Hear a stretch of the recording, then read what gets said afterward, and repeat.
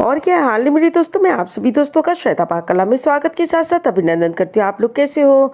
आज श्वेता पाक कला में बना कद्दू के द्वारा तैयार पराठा, जिसको हमने हरी वाली चटनी के साथ बना के तैयार किया है। एक बार आपने कद्दू का पराठा हरी वाली चटनी के साथ बना के तैयार किया तो ये रेसिपी आपको बहुत ज़्यादा पसंद आएगी। इस समय मार्केट में कद्दू आपको कच्चे वाले आसानी से मिल जाते हैं और उसके छिकले भी बहुत ज़्यादा मुलायम होते हैं। बच्चों से लेकर बड़ों तक पसंद आने वाली रेसिपी, एक बार आप इस पराठे की रेसिपी को जरूर ट्राई करिएगा। चलो दोस्तों, हम आप इसको मिलकर बनाना शुरू करते हैं।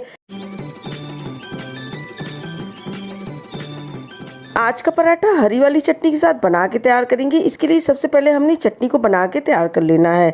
थोड़ा सा हमने हरा वाला धनिया लिया है और उतना ही हमने पुदीना लिया है। जितना हमने धनिया लेना उतना पुदीने का उपयोग करा है। साथ ही साथ 1 इंच अदरक का टुकड़ा है। से छिपी हमने हरी वाली मिर्च ली। तीखा आप अपने स्वाद के अनुसार कम या ज़्यादा कर सकते हैं। इसी के साथ साथ 2 से 3 टेबलस्पून एकदम से ताज़ी दही ली है हमने। दही इस चटनी के अंदर जरूर डालिएगा, इससे पराठे का स्वाद भी बहुत ज़्यादा बढ़ जाता है। दही बहुत ज़्यादा खट्टी तो 1 से 2 टेबलस्पून ही दही का उपयोग करिएगा। इसके लिए सबसे पहले हमने मिक्सी का जार ले लिया। इसके अंदर हमने हरी मिर्च और अदरक को डाल दिया। साथ ही साथ जो हमने दही ली है 3 टेबलस्पून पूरी दही को भी इसके अंदर डाल देते हैं। ये स्वाद के अनुसार आधा टेबलस्पून से थोड़ा सा कम इसके अंदर हमने नमक डाल दिया। और जो पुदीना और धनिया लिया है इसको पहले ही 3 से 4 पानी से अच्छी तरह से हमने धुल के साफ कर लिया था। धनिया को हमने डंठल के साथ यूज़ किया है और पुदीने में केवल हमने पत्तियों का उपयोग किया है। इस चटनी को पीसते समय हमने अलग से किसी पानी का उपयोग नहीं किया है। धनिया और पुदीना में बहुत अधिक मात्रा में पानी होता है। ढक्कन लगा के इसका बढ़िया बारीक चटनी बना के तैयार कर लेते हैं। और इस तरह देखिए ये पुदीना धनिया की चटनी बन के तैयार होगी। पूरी चटनी को एक कटोरी के अंदर निकाल के रख लेते हैं। इस चटनी को रख देते हैं साइड में, बाद में पराठे बनाने में इसका उपयोग करेंगे। इसी के साथ हमने 250 ग्राम कद्दू लिया है। इस समय का जो कद्दू होता है वो कच्चा वाला होता है, इसका छिकला भी बहुत ज़्यादा मुलायम होता है। तो सबसे पहले हमने कद्दू को अच्छी तरह 2 बार पानी से धुल के साफ कर लिया था। साफ करने के बाद इसके अंदर वाले बीज के पूरे हिस्से को निकाल देते हैं। अब हमने कद्दू कस ले लिया, जिसके द्वारा हमने कद्दू को घिस के तैयार करना है। आपने गौर किया होगा कि इस कद्दू के हमने छिकले को नहीं निकाला है। छिकले के साथ ही हमने पूरे कद्दू को घिस के तैयार करना है। एक बार आपने हरी चटनी का पराठा इस तरह से बना के तैयार कर लिया तो ये पराठा की रेसिपी आपको बहुत ज़्यादा पसंद आएगी। कद्दू बहुत ज़्यादा हेल्दी होता है, बच्चों को भी कद्दू खाने की आदत जरूर डालिए। और इस तरह देखिए पूरे कद्दू को हमने घिस के तैयार कर लिया। और इस तरह देखिए 250 ग्राम के द्वारा इतना घिसा हुआ कद्दू तैयार है। अब इसके अंदर स्वाद के अनुसार 1 टेबलस्पून हमने नमक को डाल दिया। आधा टेबलस्पून इसके अंदर हमने धनिया पाउडर डाल दिया। आधा टेबलस्पून इसके अंदर हमने हल्दी पाउडर डाल दिया। और आधा टेबलस्पून इसके अंदर हमने गरम मसाला डाल दिया। अगर कोई मसाला आप और खाते हो तो अपने टेस्ट के हिसाब से इसके अंदर डाल लीजिए।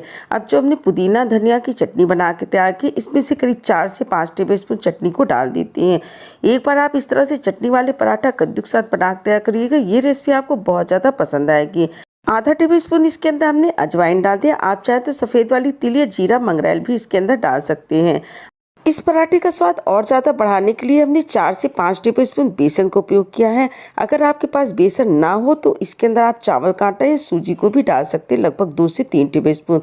कुल मिला के इसके अंदर हमने 50 ग्राम बेसन का उपयोग किया है।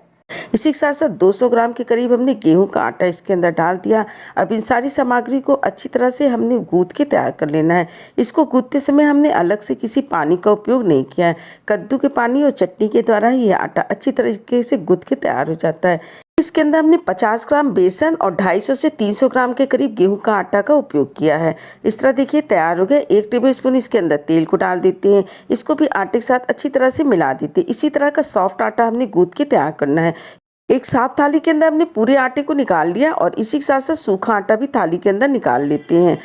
अब इसमें से मीडियम साइज की लोई को हमने निकाल लेना है और निकालने के बाद इसको गोल पेड़ी की तरह बना के तैयार कर लेते हैं। आप जैसा छोटा बड़ा साइज का पराठा बना के तैयार करना उसी तरीके से इसके अंदर से लोई को निकाल लीजिए। और निकालने के बाद इसके ऊपर थोड़ा सा सूखा आटा लगा लीजिए। जब आपको ज़रूरत लगती है तो इसके ऊपर थोड़ा सा सूखा आटा लगा के और इसको पराठे की तरह बना के तैयार कर लीजिए। आप चाहे तो तिकोना पराठा बना लीजिए या फिर गोल पराठा बना के तैयार कर लीजिए।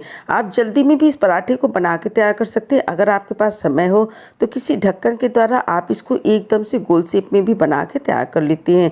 गैस पे हमने पहले एक पैन रख दिया। पैन गर्म हो गया तो गैस की फ्लेम को मीडियम कर देते हैं और इसके ऊपर एक पराठे को हमने डाल देना है। जब एक तरफ से सिक जाता है लगभग 2 से 2.5 मिनट, तब इसको हमने पलट देना है। इसके ऊपर तेल को लगा देते हैं। अलटते पलटते दोनों तरफ से पराठे को हमने सेक के तैयार कर लेना है। आप चाहे तो देसी घी या बटर के द्वारा भी इन पराठों को बना के तैयार कर सकते हैं।